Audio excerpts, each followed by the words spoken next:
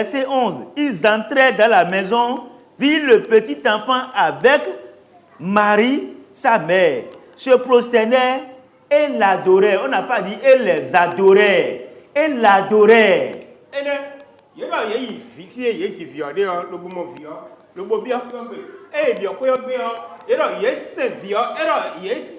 Mais pourquoi on adore sa mère aujourd'hui? On adore même la mère plus que l'enfant aujourd'hui. Je me pose cette question.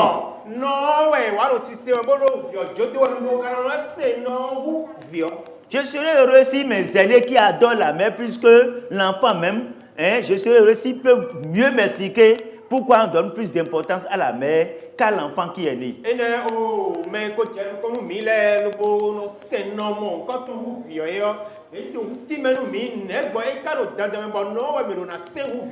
C'est l'étoile de l'enfant qu'on a localisé, non l'étoile de la mère.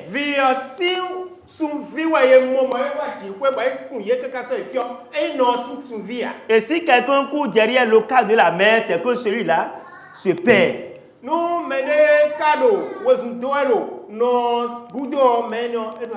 Mais celui qui court derrière l'étoile de l'enfant, celui-là est sur le bon chemin, le droit chemin. Et si tu cours derrière l'étoile de l'enfant et tu retrouves l'enfant, c'est que tu es béni au nom de Jésus. Mais voyez, Hérode a dit de lui retrouver l'enfant pour qu'il aille l'adorer. Et si jamais on l'amène là où se trouve l'enfant ou bien on lui ramène l'enfant, imaginez ce qu'il ferait. Il y a plusieurs qui vont à l'église aujourd'hui avec le cœur d'Hérode. Ils vont à l'église pour aller prendre des renseignements afin de devenir un problème pour les serviteurs de Dieu, afin de devenir un problème pour les enfants de Dieu, afin de devenir un problème pour l'église de Dieu, afin de tendre des pièges aux enfants de Dieu et à l'église. Mon ami, quelle est ta mission ce matin? Quelle est ta mission dans la maison de Dieu? Vas-tu vers Jésus pour l'adorer? Ou bien pour créer des ennuis à l'église? Ou bien pour utiliser la sorcellerie? Pour utiliser les magies? Qu'est-ce que tu veux essayer contre l'église? Que veux-tu essayer contre la vie de l'église? Que veux-tu essayer contre la vie des enfants de Dieu? Cette puissance a déjà échoué au nom de Jésus. Puisque Hérode a échoué, tu échoues au nom de Jésus. Alors les mages sont allés comme le roi David. David a dit, je suis dans la joie quand on me dit allons à la maison de l'Éternel. Je suis dans la joie quand on me dit allons à la présence de Dieu. Les mages ont vu l'étoile et ont suivi vraiment l'étoile. Et quand ils sont venus là où se trouve le roi, puisqu'ils sont des spécialistes des étoiles, ils ont compris que c'est l'étoile qui brille plus que toutes les autres étoiles. Ils sont rentrés dans la maison. Ils ont vu vraiment le roi de gloire. Ils ont vu le nouveau roi qui est né. Et qu'est-ce qu'ils ont fait? Ils ont sorti tout ce qu'ils ont et ils ont commencé par l'adorer. Mon frère, ma soeur dans le Seigneur, cette prophétie a été déjà annoncée par le prophète Michée depuis plus de 500 ans.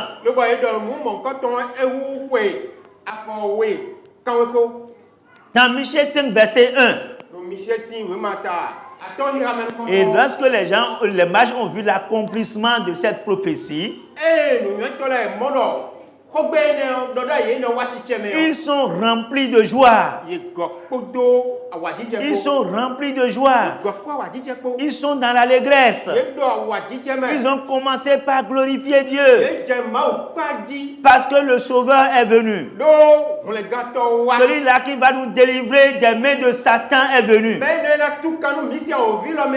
Il n'est pas venu pour un gouvernement terrestre comme Hérode le pensait. Mais il est venu pour nous délivrer des mains de Satan et des démons.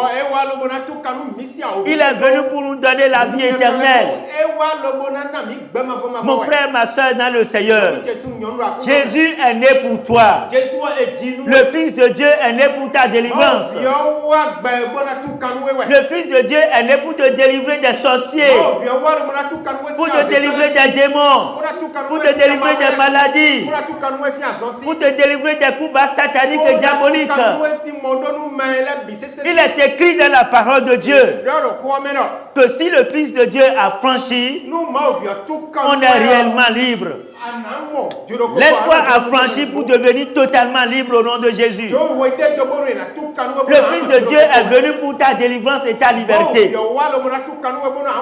Tout ce que les gens font pour te nuire, pour te créer des problèmes, des difficultés, pour te garder enchaîné,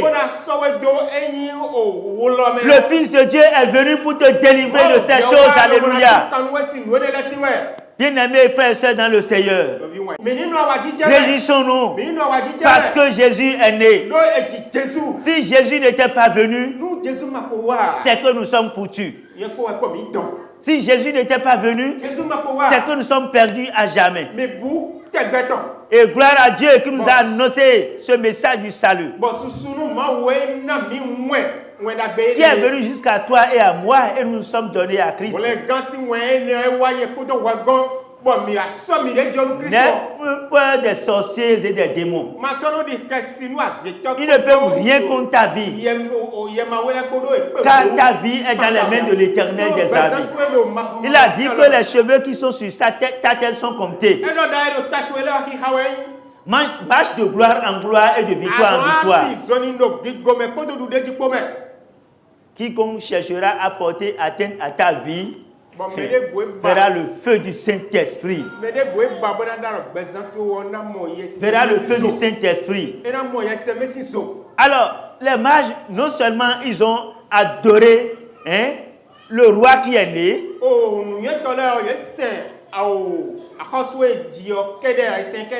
mais on a dit qu'ils ont amené leur action de grâce. Ils ont amené des présents, des cadeaux de tout genre, des parfums de valeur. Et j'ai compris que c'est ce que l'apôtre Paul voudrait nous dire dans Romains 12, versets 1 à 2.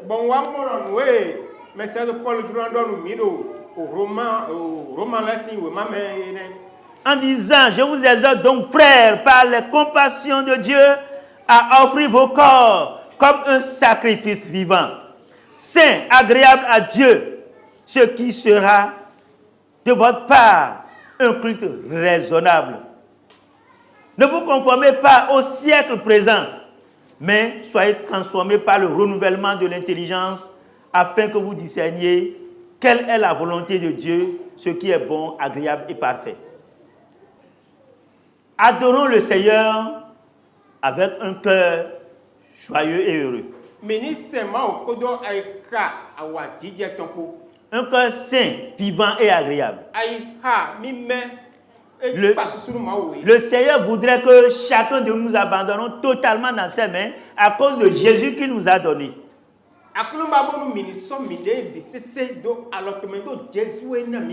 Offrons tout ce que nous pouvons, tout ce que nous avons pour honorer le Christ.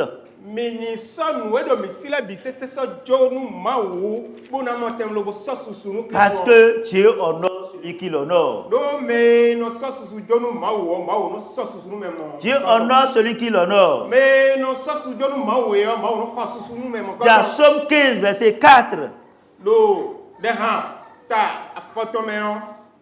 on nous dit, mais il honore ceux qui craignent l'Éternel.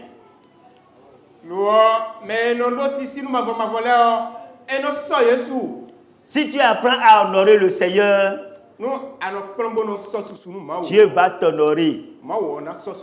Dieu va t'élever. Dieu va te combler. de ses bienfaits. Et dans Proverbes chapitre 3, versets 9 à 10, nous allons voir ce que l'Éternel nous dit là. Alors, on nous dit, honore l'Éternel avec tes biens et avec les prémices de ton revenu. Alors, tes greniers seront remplis d'abondance et tes cuves regorgeront de mou.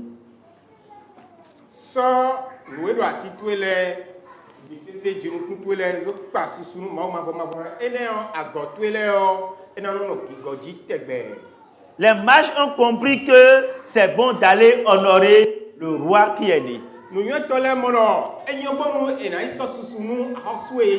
Il n'est pas un roi de ce monde, mais un roi éternel. Mon frère, ma soeur dans le Seigneur, apprenons à honorer Dieu avec nos biens.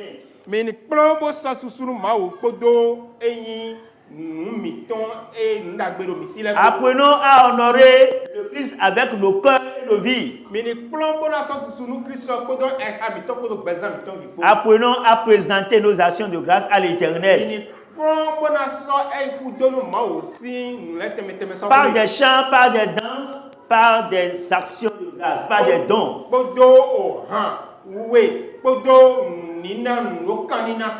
C'est ouvrir sur nous des portes de grâce et de bénédiction. Des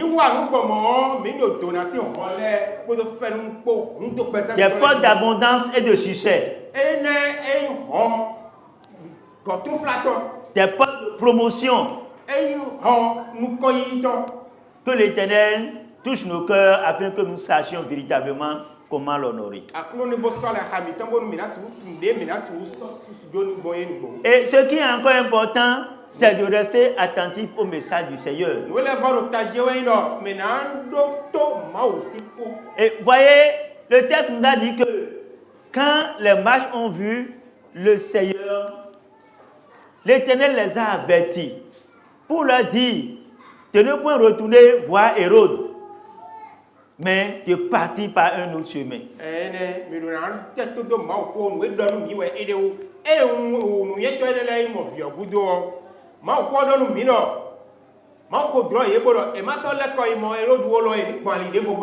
Ils sont restés soumis à la voix du Saint-Esprit. Et ils sont partis sans plus rien lui dire. Parfois, il y a des gens qui veulent faire leur action de grâce et ils vont encore demander permission à un parent ou à un ami. Moi, c'est ci que je veux faire.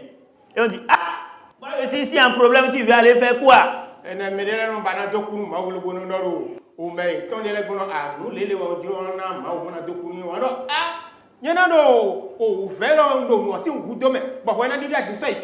Moi, je suis dans le besoin de 50 000. Tu dis que tu vas aller donner 150 000 à Dieu.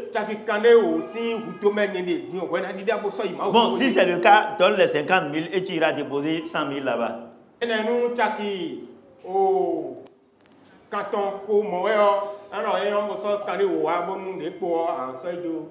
Apprenons à rester fidèles à ce que le Seigneur nous a dit. Que l'Éternel nous bénisse et nous aide à lui donner entièrement notre vie et lui rendre grâce en tout.